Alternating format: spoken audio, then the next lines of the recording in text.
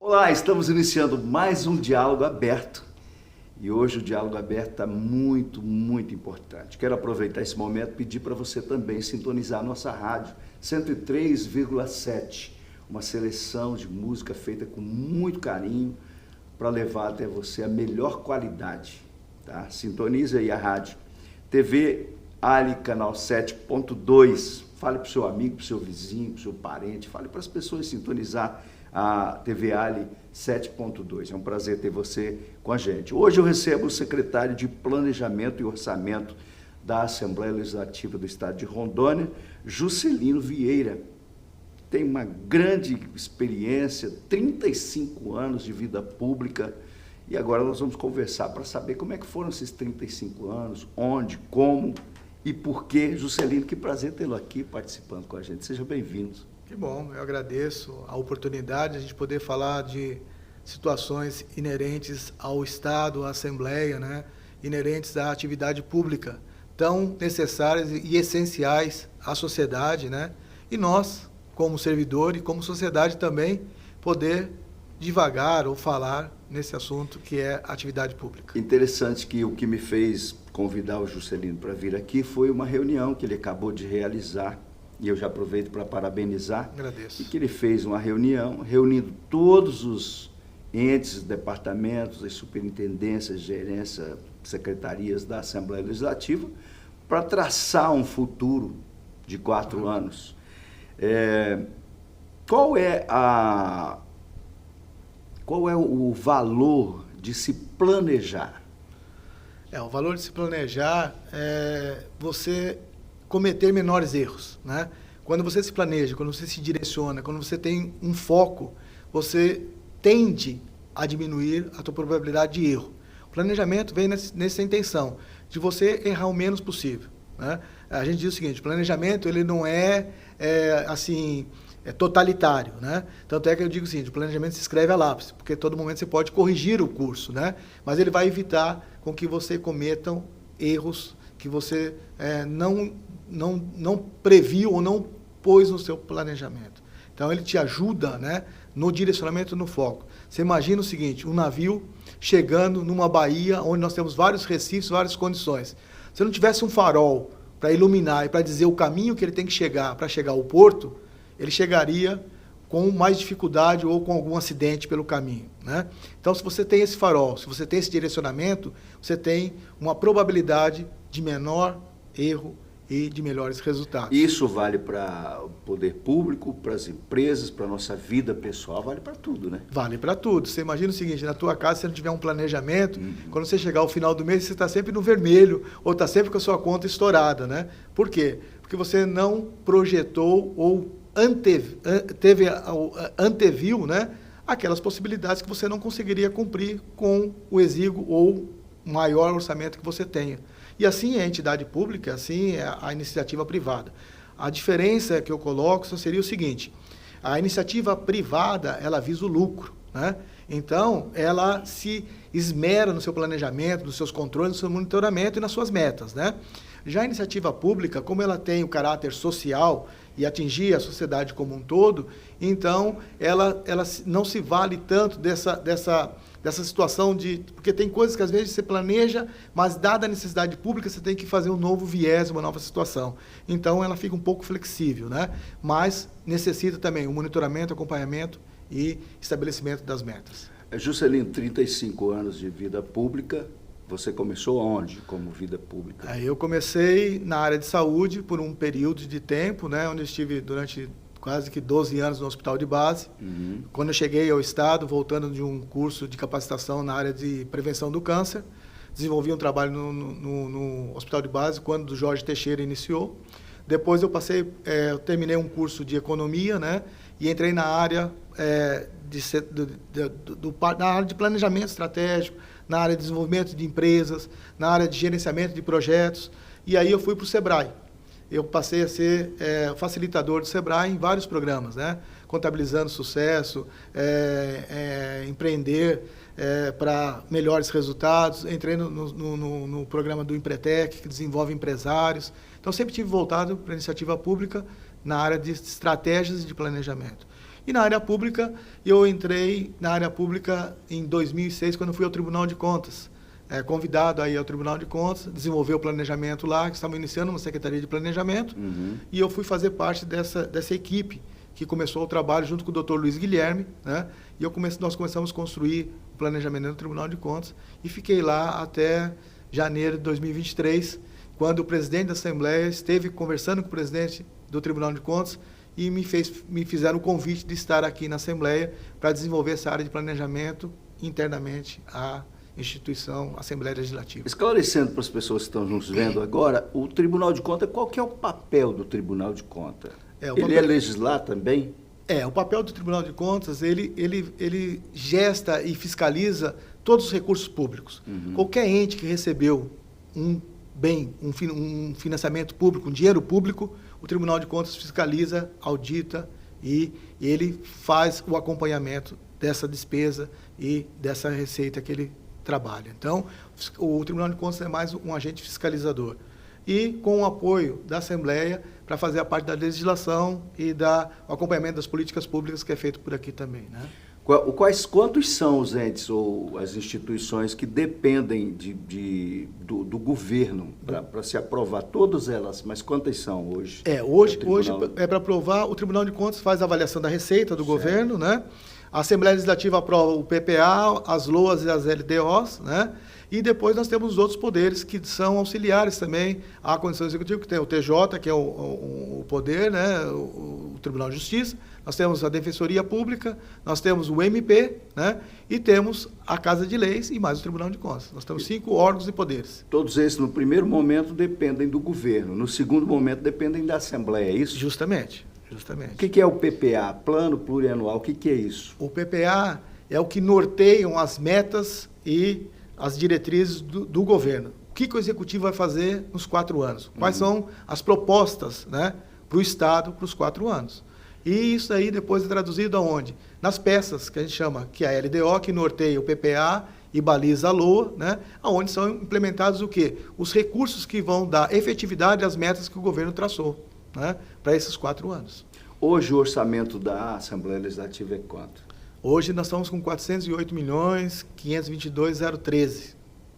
Juscelino, a gente vê a Assembleia Legislativa e do ponto de vista de quem está lá do lado de fora, olhando para cá, tem uma visão. Certo. E às vezes até distorcida, né? Porque certeza. Parece, a impressão que dá é que a Assembleia não faz nada. Fala, você que participa disso tudo, fala um pouquinho para a gente como é que é isso. A Assembleia tem um papel primordial, né, para o desenvolvimento e acompanhamento das políticas públicas, para a elaboração das leis, para facilitar o desenvolvimento e a prospecção de novos empreendimentos, de novas estruturas, né?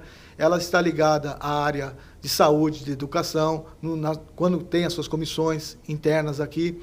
O que falta, às vezes, é a população entender melhor o papel da Assembleia Legislativa. Qual é a importância, a necessidade da Assembleia Legislativa para a sociedade como um todo, né? E a sociedade também é entender dessas necessidades e participar mais da Assembleia. Por exemplo, nós temos as mesas aqui que discutem vários temas e várias situações, mas dificilmente a gente vê a população enganjada ou trabalhando nisso. Eu vou te dar um exemplo agora. Ontem nós tivemos a audiência pública da LDO, né, para 2024. Lei de diretrizes orçamentárias, né? Essa lei de diretrizes orçamentárias é que baliza a nossa vida como cidadão, né? Ali estão prospectados o quê? Todas as metas do governo, todas as receitas que o governo vai aferir, né? E todas as despesas que o governo vai praticar, né? Então a gente precisa entender o seguinte, e não tivemos a sociedade representada aqui, né? Não veio ninguém, só veio os técnicos e as pessoas que já laboram, que já trabalham nisso, né? A participação da sociedade nesse momento é muito importante. É interessante dizer o que é audiência pública, porque às vezes a pessoa vem também, mas não sabe o conceito da audiência pública, ele não fala, não participa. Isso. A audiência pública tem a finalidade de fazer o quê? De buscar as demandas da sociedade, né? Agora, eu não posso dizer que todas elas vão ser atendidas? Sim. Não, mas dentro da prioridade e da necessidade, elas são atendidas no decorrer do exercício do PPA, né? Porque nós estamos falando de 4 anos. Então, eu precisaria estar aqui brigando e reivindicando por aquilo que eu entendo que precisa ser melhorado, seja ele no meu posto de saúde, seja ele na minha educação, seja ele na condição viária, na condição de segurança, na condição de transporte. Então, você tem vários setores que você pode discutir e trazer para que possa ser balizado e, pelo menos, já virar uma intenção de um desejo ou de uma meta que o governo possa implementar. Essa sua atitude de hoje, por exemplo, de reunir todos para participar, porque às vezes o orçamento, eu já trabalhei no governo, e às vezes você não é chamado, é feito por um grupo dentro de uma sala e diz assim, olha, ele vai fazer isso, fazer aquilo. Quando, na verdade, quem está na ponta é que sabe. Eu estou aqui, por exemplo, na TV, eu sei o que necessita na TV. Essa sua atitude, ela é baseada nessa nova gestão, é orientação da nova gestão? E qual a sua avaliação de uma gestão participativa, assim? A ideia é parte da presidência, como ordenador de despesa e como o ente, né, que pensa a organização como um todo, porque ele está na cadeira de presidência, junto com a Secretaria-Geral. A gente entendeu o seguinte, que seria necessário que a gente, pelo menos, participasse aos órgãos e os setores demandantes do orçamento que pudessem trazer suas propostas, seus desejos, suas necessidades. Que a gente possa amparar no quê? Associar isso às diretrizes da presidência, né, que ele tem as suas vontades, seus desejos e o seu direcionamento, associado aos órgãos setoriais e aos desejos setoriais, que a gente possa ter o quê? O melhor resultado, não só internamente para os servidores e a Assembleia, como também o resultado para a sociedade. Né? Isso faz parte, ou pelo menos deveria fazer parte de qualquer instituição pública, né? Fazer com que as pessoas participem. A minha pergunta para você, você falou que a população não participa. Você acha que essa culpa, vamos dizer assim, ou dessa responsabilidade, ela é mais da Assembleia Legislativa, que de repente não trabalha essa possibilidade de trazer as pessoas, ou o cidadão chegou num ponto que diz assim, rapaz, eu não quero participar de nada mais, eu quero largar isso para lá, porque isso não depende de mim. As pessoas estão desmotivadas em se tratando de política. Qual a sua visão com relação a isso? Eu acredito que existe um pouco dos dois lados, né? Um pouquinho a população se sente desmotivada e desaludida com relação à condição da política em si, né? Existe isso não só no nosso estado, como no Brasil e no mundo todo, a gente vê essa perspectiva, né? Mas também existe um pouquinho da comunicação entre Assembleia e população, né? Da divulgação, da informação, da tradução dessa condição para o público externo tem que ser um pouco diferenciada, porque a gente tem que atingir a população dentro do seu nível de conhecimento e de tradução da palavra. A gente não pode trazer no técnico, no coloquial ou naquela condição que eu entendo, né? Na legislação vigente, né? Preciso traduzir isso numa condição que a população também entenda o que eu estou pedindo, o que eu estou querendo e como ela pode participar e como ela pode ser importante em várias decisões que a Assembleia toma, né? É primordial, porque a Assembleia legisla para quem?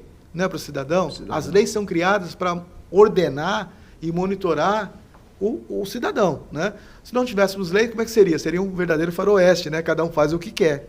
Então, as leis são norteadoras, elas são direcionadoras, tanto do desenvolvimento, tanto como da educação, tanto como da saúde, da segurança. Então, todas passam pela Casa de Leis, todas estão aqui.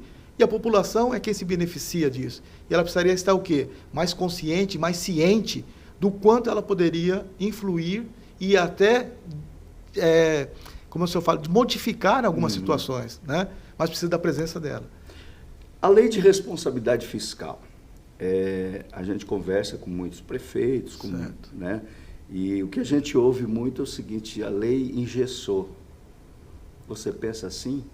Eu penso que a lei não engessou, ela veio disciplinar, né? Você imagina um governante que chegasse e encontrasse a casa totalmente, vou usar um termo meio forte, falida. Por quê? Porque o outro gestor comprometeu todo o orçamento futuro. Como é que ele poderia sentar na cadeira e gestar, né? Então, a lei de responsabilidade fiscal ela veio mais para ajustar esse conceito e fazer o quê? Não deixar que você fizesse despesas sem ter a capacidade de pagamento. Por isso que os orçamentos hoje são mais estruturados, as penalidades, quando você inflige os indicadores de pessoal, de execução de despesas correntes. Então, todos você tem limites e condições para o quê? Para que você não deixe para o outro um ônus que você criou dentro do teu governo. Num país como nós estamos vivendo, podemos dizer que um planejamento de 4 anos é um planejamento a longo prazo? E eu creio que sim. Como eu disse até na reunião que nós participamos agora há pouco, eu até frisei justamente isso. Por quê? Porque eu entendo que pelas incertezas do país, pelas incertezas de mercado, pelas incertezas do mundo hoje, você vê, de repente surgiu uma guerra de Ucrânia e Rússia. O que aconteceu? Impactou o nosso país aonde? Nos fertilizantes. Nós somos um país, aqui um estado eminentemente agropecuário. Dependemos dos fertilizantes, teve indústria que dependeu do gás da Rússia, da Ucrânia. Como é que se faz? Então, nós temos um mundo hoje globalizado, que qualquer atividade externa ao nosso país ou interna ao nosso país, ele compromete, né? Então, dentro dessa situação, é que a gente entende que precisa existir esse melhor foco, esse melhor planejamento, essa melhor estrutura para se ater a essas eventuais incertezas. Então, o planejamento de 4 anos, ele parece longo para mim, porque a incerteza é grande. Como é que eu prevejo, por exemplo, a Assembleia para 27? Né? Quantas incertezas teremos aí no decorrer do prazo que vão influenciar nisso tudo? Eu tenho, assim, para mim, tá? Eu estou colocando para mim, teoricamente falando, não é assim. Isso aí seria de médio prazo mesmo. Mas, para mim, pelas incertezas e pela condição de mercado hoje, assim, curto prazo, 1 ano. Médio prazo, 2 anos. De 2 anos para frente, 3 anos, 4 anos, para mim já é longo prazo, entendeu? Essa é a minha visão e perspectiva em função do quê? Das incertezas que a gente tem. Tá certo. Eu quero, Juscelino, agradecer a sua participação aqui. Evidente que eu quero te convidar já para outros momentos aqui, que eu quero falar sobre outros assuntos, reforma tributária, o momento que nós estamos vivendo, enfim. Mas eu quero te agradecer imensamente ter atendido esse nosso chamado de estar aqui com a gente. Muito obrigado. Eu que agradeço pela oportunidade, por dar fala, né, a uma situação do planejamento que às vezes a gente quase não ouve, que é como você falou. O planejamento fica meio...